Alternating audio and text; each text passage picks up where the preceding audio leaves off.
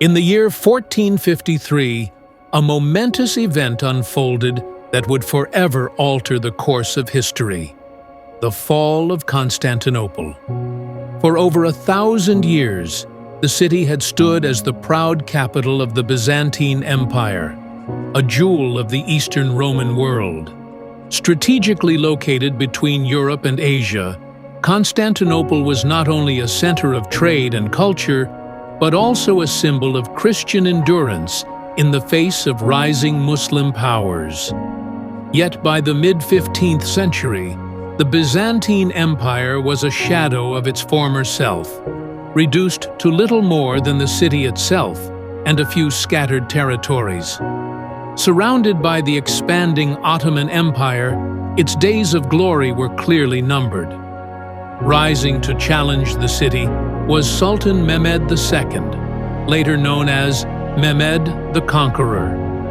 At just 21 years old, he possessed an ambition far beyond his years.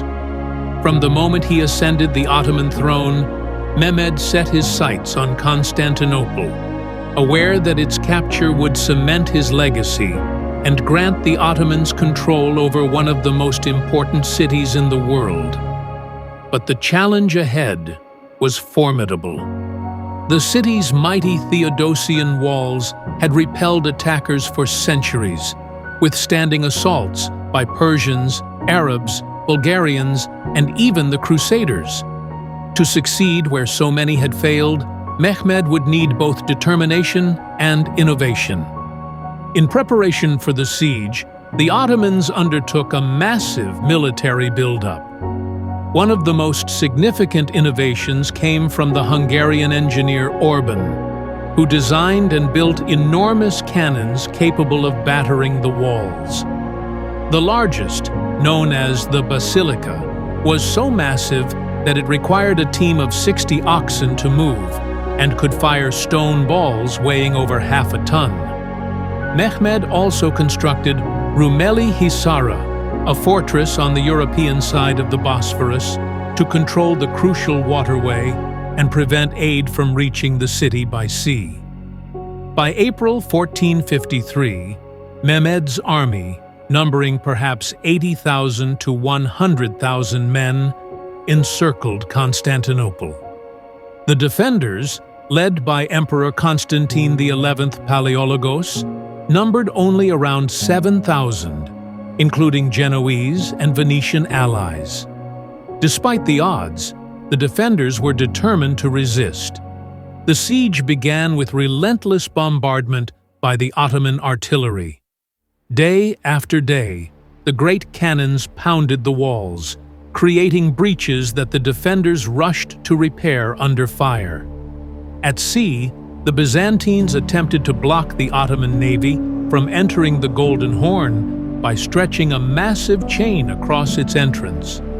However, in a bold and unexpected move, Mehmed ordered his ships to be hauled overland on greased logs, bypassing the chain entirely and launching them directly into the harbor.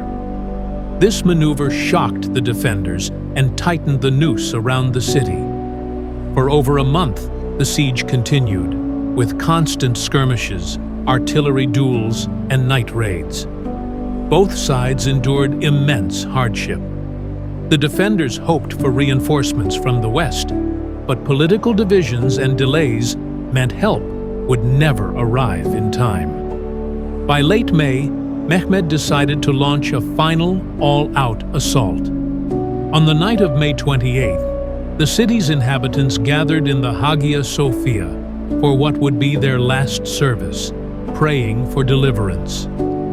At dawn on May 29th, the Ottoman assault began. Waves of attackers crashed against the walls, first irregular troops, then elite janissaries.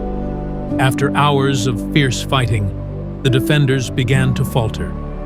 Emperor Constantine XI is said to have cast off his imperial regalia and fought to the death in the streets, disappearing into legend. By midday, Ottoman forces had breached the walls and poured into the city. The banner of the Ottomans was raised over the ancient fortifications, and Constantinople had fallen. The capture of the city was a turning point in world history. It marked the end of the Byzantine Empire, the final chapter of the Roman Empire's thousand-year legacy.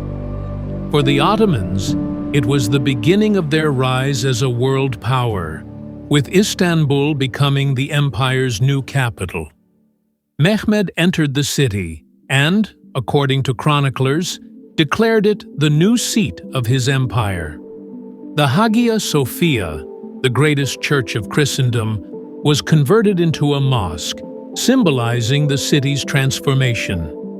Yet, Mehmed also took measures to repopulate and rebuild Istanbul, inviting people of different faiths and backgrounds to settle there. The fall of Constantinople also sent shockwaves through Europe. Many saw it as a catastrophe for Christendom, while others recognized it as the dawn of a new era. The city's capture spurred exploration for new trade routes, contributing to the Age of Discovery. It also reshaped the balance of power between East and West, setting the stage for centuries of geopolitical rivalry. Today, the conquest of Constantinople remains one of the most dramatic and significant events in history. It was a clash not only of armies, but of civilizations, marking the end of the medieval world and the beginning of the early modern age.